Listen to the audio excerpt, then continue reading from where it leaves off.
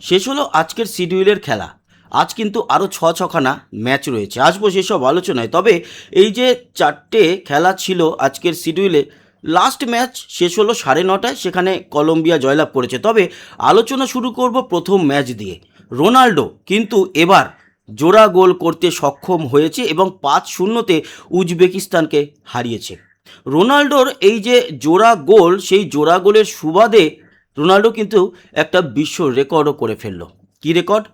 একমাত্র ব্যক্তি বা একমাত্র প্লেয়ার যে 6খানা বিশ্বকাপে টানা গোল করলো। হ্যাঁ, লিওনেল মেসিও কিন্তু 6 নম্বর বিশ্বকাপ খেলছে। তবে লিওনেল মেসি এবং ক্রিস্টিয়ানো রোনাল্ডো দুজনেই 2006 সাল থেকে তাদের বিশ্বকাপ যাত্রা শুরু করলেও ক্রিস্টিয়ানো রোনাল্ডো সে 2006, 2010, 2014, 2018, 2022 এবং 2026-এও গোল করতে সমর্থ হয়েছে।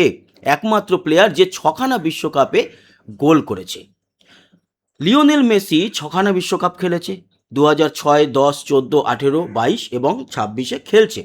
26-এ হ্যাট্রিক এবং এখনও পর্যন্ত 5খানা গোল করে ফেলেছে। তবে একটাই দুর্ভাগ্য, মেসি কিন্তু 2010 সালের বিশ্বকাপে কোনো গোল করতে পারেনি।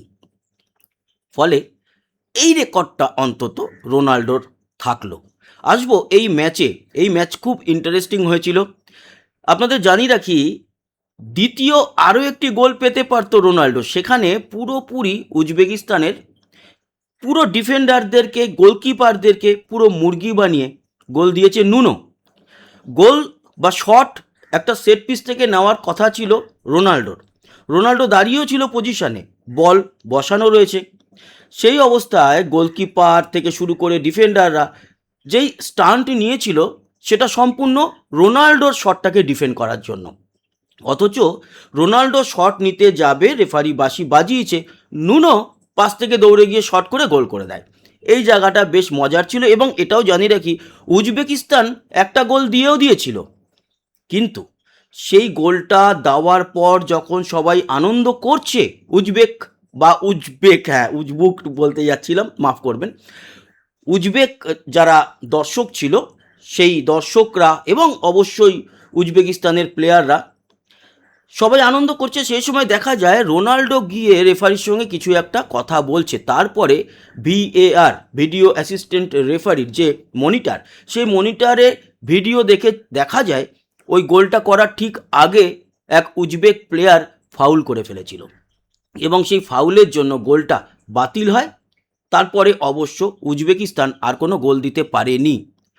এছাড়া আরও এক কিংবদন্তির খেলা ছিল এই গতকালকের শিডিউলেই। সেটা ছিল হচ্ছে গিয়ে ইংল্যান্ড বনাম ঘানা, আর সেখানে ইংল্যান্ডের হয়ে আর এক কিংবদন্তি নেমেছিলেন, হ্যারিকেন। তবে এই ম্যাচটি 0-0 ড্রয়ে শেষ হয়। হ্যারিকেন কেন, ইংল্যান্ড এক ফোঁটাও দাঁত ফোটাতে পারেনি ঘানার ডিফেন্সে। ঘানা অসাধারণ ডিফেন্স করে গেছে, ইংল্যান্ড কিছু আক্রমণ চালিয়েছে, তবে ভাগ্যের যে চাকা সেটা ঘোরেনি। হ্যারিকেনের পা থেকেও গোল আসেনি, শুধু পা থেকে নয়, পা, মাথা বা বডির কোনো অংশ থেকেই গোলে কিন্তু বল জড়াতে পারেনি। আলোচনা করব ডিটেলসে এই ম্যাচগুলো নিয়ে। তার আগে আরেকটা জিনিস আপনাদেরকে জানাই, সেটা হচ্ছে আজকের থেকে একটা অন্যরকম যে শিডিউল সেটা তৈরি হচ্ছে বা শুরু হচ্ছে। কেন? তার কারণ আজ থেকে জোড়া জোড়া ম্যাচ হবে টাইমে, শুধু প্রথম দুটো ম্যাচ বাদ দিলে, বা প্রথম ম্যাচটাই বোধহয়, হ্যাঁ প্রথম ম্যাচ না, প্রথম থেকেই আজকে যেটা দেখা যাচ্ছে, গ্রুপ বির খেলা, গ্রুপ সির দুটো খেলা, গ্রুপ এর দুটো খেলা, 6খানা ম্যাচ রয়েছে। দুটোই জোড়ায় জোড়ায় হবে, একই টাইমে হবে। এর কারণ হচ্ছে প্রতি টুর্নামেন্টেরই গ্রুপ স্টেজের যে লাস্ট ম্যাচ থাকে, সেই লাস্ট ম্যাচের দুটো খেলা থাকলে দুটো খেলাকে একসাথে ফেলা হয়, যাতে গট আপ না হয়। মানে অন্য দল আগেই যদি জেনে যায় যে লাস্টের আমার যে দলটা আছে গ্রুপের অন্য খেলার এই রেজাল্ট হচ্ছে, এবং এই রেজাল্টকে আমরা যদি ডিফেন্ড করতে হয় বা ওদেরকে নামিয়ে দিয়ে আমাদেরকে উঠতে হয়, সেটা আগে যেরকম জেনে গেলে সুবিধা অনেকে পেতে পারে, কিন্তু তার থেকেও বড় অসুবিধা হচ্ছে অনেকে জেনে বুঝে হেরে বড় দলের কাছে টাকা খেয়েও চলে যেতে পারে। এরকম ঘটনা পুরনো আমলে অনেক ঘটেছে। তার জন্য এখন সব টুর্নামেন্টেরই কিন্তু গ্রুপ স্টেজের লাস্ট ম্যাচগুলোকে একসাথে ফেলা হয় যাতে একজন আরেকজনের রেজাল্ট না জানে।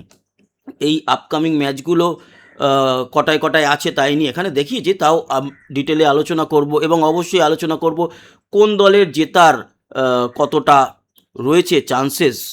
তবে তার আগে বলে রাখি, আজ কিন্তু নেইমারের নামার একটা সম্ভাবনা আছে। আজ স্কটল্যান্ডের সঙ্গে ব্রাজিলের ম্যাচ রয়েছে ভোর 3:30 সামথিং এরকম সময়, আমরা সেটাও আসছি ডিটেলে। আজকে কিন্তু নেইমার নামতে পারে এরকম একটা খবর আমরা পেয়েছি। এবার আসি আমরা ম্যাচগুলোর একটুখানি, অত খুব ডিটেলসে যাব না, ম্যাচগুলো নিয়ে একটু আলোচনা করব। প্রথম ম্যাচ ছিল পর্তুগাল বনাম উজবেকিস্তান এবং সেখানে পর্তুগাল 1 নম্বরে পৌঁছে গেছে গ্রুপের, 5-0 গোলে উজবেকিস্তানকে হারিয়েছে।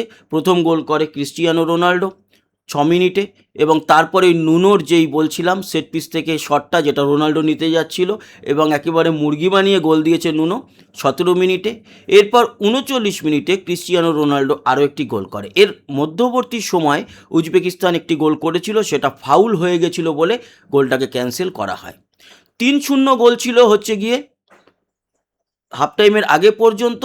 এরপরে উজবেকিস্তানের একটি প্লেয়ার ভুল করে ফেলে, নিজের গোলেই কিন্তু শট করে ফেলে বা তার দ্বারা একটি গোল হয়ে যায় তাদের নিজেদের গোলে, ওন গোল 60 মিনিট নাগাদ নেমাটভ। আর রাফায়েল লিয়াও 87 মিনিটে গোল করে, তখন 5-0 হয়। সেই রেজাল্টেই কিন্তু শেষ হয়েছে ম্যাচ। আমরা ছোট্টর উপর একটু স্ট্যাটসটা নিয়ে আলোচনা করব। শটস 16টা, পর্তুগাল উজবেকিস্তান 7টা। শটস অন টার্গেট সব দিক থেকেই মোটামুটি পর্তুগাল এগিয়ে ছিল। 66% বল পজিশন ছিল পর্তুগালের, 34% উজবেকিস্তানের। বাকি সব দিক থেকেই কিন্তু ওভারঅল পর্তুগাল এগিয়ে ছিল এবং এগিয়ে থেকেই জয় ছিনিয়ে নিয়ে মাঠ ছেড়েছে। অন্যদিকে এই যে ইংল্যান্ড বনাম ঘানার ডিফেন্স ভালো লেগেছে, কিন্তু এই ম্যাচটা খুব একটা জমেনি। অনেক সহজ সুযোগ নষ্ট করেছে ইংল্যান্ড। ঘানা ভালো ডিফেন্স করেছে, ফলে এই গ্রুপে কোনো গোল হয়নি, এই ম্যাচে কোনো গোল হয়নি।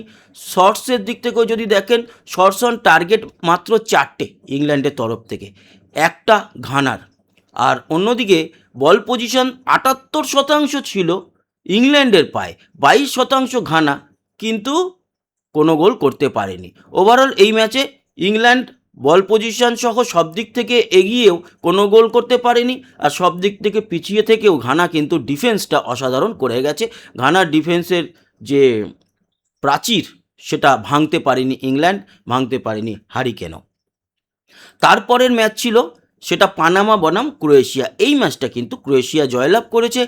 পানামা 4th-এ নেমে গেছে গ্রুপের, 4 নম্বর দল, মানে লাস্ট একটি গ্রুপে 4টেই দল আর 12খানা টোটাল গ্রুপ, 4-12-48টা দল মিলিয়ে এই প্রথম বিশ্বকাপ হচ্ছে। এর আগে পর্যন্ত 2022-এও আমরা 32টা দলের খেলা দেখেছি, এবার থেকে 48 দল।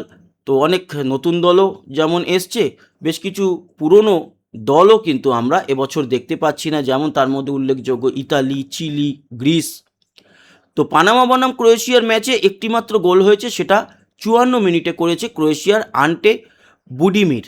এই বুডিমির বা বুদিমির যেটাই বলুন, সে গোলটা করেছে এবং ক্রোয়েশিয়াকে যে এগিয়ে দিয়েছে সেই রেজাল্টেই খেলা শেষ হয়েছে। এর স্ট্যাটস বলছে যে শটস 8টা, 6খানা ক্রোয়েশিয়া, এই সব মিলিয়ে যদি দেখা যায় 42% ক্রোয়েশিয়ার, 58% বল পজিশন, সব মিলিয়ে সামান্য কিছুটা এগিয়ে ছিল ক্রোয়েশিয়া। আর ওভারঅল এগিয়ে থেকেই কিন্তু ম্যাচটা শেষ করেছে। 1 গোলে পানামা হেরেছে, ক্রোয়েশিয়া জিতেছে। লাস্ট ম্যাচ যেটা হয়ে গেল এই সকালবেলা 7:30 থেকে 9:30 শেষ হলো, সেটা ছিল কলম্বিয়া এবং ডিআর কঙ্গো। কলম্বিয়া আগের ম্যাচও জিতেছে, এই ম্যাচও জিতে এক প্রকার এর পরে যে রাউন্ড অফ 32 সেখানে পৌঁছে গিয়েছে। কলম্বিয়ার আরও একটি ম্যাচ রয়েছে, সেখানে জোড়ায় জোড়ায় যে ম্যাচগুলোর কথা বলছিলাম, গ্রুপ কে এর ম্যাচ। তো কলম্বিয়ার তরফ থেকেও একটি গোল হয়েছে, সেটাও 76 মিনিটে করেছে ডানিয়েল মুনোজের এই গোলটাই একমাত্র গোল এবং ডিআর কঙ্গো হেরেছে। এতে যদি আমরা দেখি তাহলে কলম্বিয়া কিন্তু ওভারঅল দেখা যাচ্ছে বল পজিশনে 66%, এছাড়া পাসেস খেলেছে 506, 88% ছিল পাস অ্যাকুরেসি। সব মিলিয়ে কর্নার 5টা, 4টে অবশ্য ডিআর কঙ্গোরও আছে। সব মিলিয়ে যেটা আমরা দেখতে পাচ্ছি তাতে এখানে সামান্য কিছুটা কলম্বিয়া এগিয়ে ছিল এবং সেই 1-0 গোল সেই সামান্য কিছুটা এগিয়ে থাকারই ফল। এবং সেই ফলস্বরূপ কলম্বিয়া জয়লাভ করেছে এই ম্যাচে।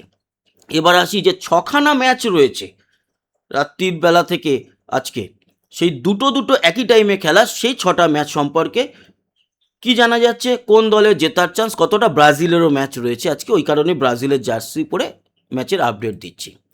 প্রথম যে ম্যাচ রয়েছে, প্রথম বলা ভুল, কারণ এই 12:30টার সময় পরপর একই সময় দুখানা ম্যাচ রয়েছে একই গ্রুপের, অবশ্যই গ্রুপ বির। সুইজারল্যান্ড বনাম কানাডা, খুব গুরুত্বপূর্ণ ম্যাচ, কারণ সুইজারল্যান্ড দ্বিতীয় আছে, কানাডা 1 নম্বর পজিশনে আছে। এখানে বলছে জয়ের চান্স সুইজারল্যান্ডের 41 এবং কানাডার 29%, জ 30%। সুইজারল্যান্ডকে এগিয়ে রাখা হয়েছে এবং তাই জন্যই বলা হচ্ছে কানাডা 1 নম্বরে থাকলেও সুইজারল্যান্ড এগিয়ে রয়েছে, ফলে এই ম্যাচটা উপভোগ্য হবে এটা আশা করছি। আর এই একই টাইমে ভারতীয় সময় রাত্রি 12:30টায় আরও একটি ম্যাচ রয়েছে, সেটা হচ্ছে ওই একই গ্রুপের গ্রুপ বির বসনিয়া অ্যান্ড হার্জেগোভিনা ভার্সেস কাতার। এই ম্যাচে বসনিয়া সম্ভবত এগিয়ে থাকবে, আমি দেখছি। তার আগে বলে রাখি 3 নম্বর আর 4 নম্বর দল কিন্তু এরা, ফলে কানাডা আর সুইজারল্যান্ডেরই যাওয়ার চান্স। এইখান থেকে যদি জেতে একটা দল, তার 4 পয়েন্টস হবে বসনিয়া আর কাতারের মধ্যে। এখানে তো বসনিয়ার অবশ্যই 68% জয়ের চান্স, ড্র 19 এবং কাতারে 13। এখানে যদি বসনিয়া জিতলেও কিন্তু এই যে গোল ডিফারেন্সে এতটাই যেতে হবে যে সুইজারল্যান্ড কিংবা কানাডার উপরে যেতে হবে। এখানে যে দল হারবে সুইজারল্যান্ড বা কানাডার মধ্যে, তাদেরও গোল ডিস্টেন্স এতটা কম বা বেশি হতে হবে যে তার থেকে ছাপিয়ে যদি বসনিয়া যেতে পারে তবেই যাওয়ার চান্স আছে, না হলে কিন্তু এখানে মোটামুটি কানাডার সুইজারল্যান্ডেরই যাওয়ার যে চান্স সেটাই কিন্তু সব থেকে বেশি রয়েছে। এরপরে চলে আসি পরের দুটো ম্যাচে। পরের দুটো ম্যাচ, একটা ওই 3:30 থেকেই দুটো ম্যাচ হবে গ্রুপ সি এর। একটা হচ্ছে মরক্কো বনাম হাইতি, এটা ব্রাজিলের গ্রুপ, এবং এখানে বলা হচ্ছে যে মরক্কোর জেতার চান্স 82%, ড্র 12%, হাইতির 6%। এখানে কিন্তু তার আগে ব্রাজিল বনাম স্কটল্যান্ডের ম্যাচটা হয়ে যাবে। এখানে স্কটল্যান্ডও একটা জিতে আছে, মরক্কো একটা জিতে আছে, ব্রাজিলও একটা জিতে আছে। কিন্তু ব্রাজিল বনাম মরক্কোর ম্যাচটা যেহেতু ড্র হয়েছিল, ফলে ব্রাজিল মরক্কো দুটো দলই কিন্তু 4 পয়েন্টে রয়েছে। এবার স্কটল্যান্ডকে ব্রাজিল হারিয়ে দেবে এটাই আশা করছি। তাই ব্রাজিল হয়তো এখানে 4-3-7 পয়েন্ট পেয়ে একেই থাকবে। মরক্কো হাইতির ম্যাচে মরক্কো জিতে গেলে তাহলে তারাও 7 পয়েন্ট নিয়ে পরের রাউন্ডে যাবে এটাই মনে হচ্ছে, কারণ মরক্কো হাইতির এই ম্যাচটা গুরুত্বপূর্ণ হবে মরক্কোর কাছে, কারণ মরক্কোর ওঠার চান্সটা দেখতে হবে। কারণ এর যে পরের ম্যাচটা আছে, পরের ম্যাচে ব্রাজিল জিতবে এটাই, পরের ম্যাচ না ওই একই সময়ে যে ম্যাচটা আছে ব্রাজিল জিতবে এটাই আশা করছি। তাই স্কটল্যান্ডের জেতার মানে যাওয়ার চান্সটা অনেকটাই কমে যাবে, সম্ভবত মরক্কো আর ব্রাজিলই যাচ্ছে। তো 3:30 থেকে আরও একটি ম্যাচ সেই সি গ্রুপেরই, এখানে বলা হচ্ছে যে 11% স্কটল্যান্ডের চান্স, আর ড্র হওয়ার চান্স 18, আর ব্রাজিলের 71%। এটা ঠিকঠাক, ওই গ্রুপ আর আলোচনা করলাম না, আগেই আলোচনা করে নিয়েছি। এরপরে আসি তার পরের দুটো ম্যাচ একই সময় সকালবেলাতে 6:30 থেকে। একটা হচ্ছে সাউথ আফ্রিকা বনাম সাউথ কোরিয়া, এইটা কিন্তু সেই গ্রুপে ইউএসের গ্রুপ, যেটা আমেরিকার গ্রুপ, সেইটা সাউথ আফ্রিকা বনাম সাউথ কোরিয়া।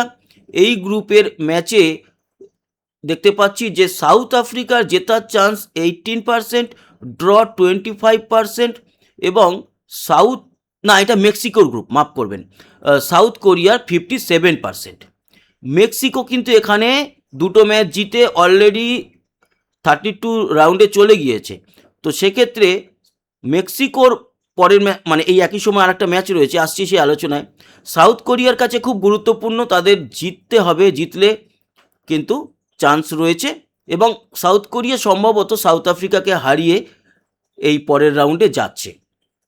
এখান থেকে মেক্সিকো আর সাউথ কোরিয়াকেই দেখতে পাচ্ছি। পরের যে ম্যাচটা আছে সেটা চেকিয়া বনাম মেক্সিকোর, সেই ম্যাচটায় আমরা যাব আলোচনায়, সেটাই একই সময় ভারতীয় সময় 6:30, চেকিয়া ভার্সেস মেক্সিকো। এখানে মেক্সিকোর জেতার চান্স কতটা, 50%, আর ড্র 25, চেকিয়া 25, ওই একই গ্রুপ যেটা আলোচনা আমরা করে ফেললাম। তো সবকটা ম্যাচ নিয়ে আলোচনা করলাম, এবং ম্যাচে এই ভিডিও শুরুতে আমরা অন্যান্য বিষয়গুলো নিয়েও আলোচনা করেছি। তো কেমন লাগলো এই আলোচনা, আশা করি ইনফরমেশনগুলো ভালো লাগলো। সবাই ভালো থাকবেন, সুস্থ থাকবেন, আর অবশ্যই সাবস্ক্রাইব করে আমাদের সঙ্গে যুক্ত থাকবেন। আবার দেখা হচ্ছে, ততক্ষণের মতো টাটা।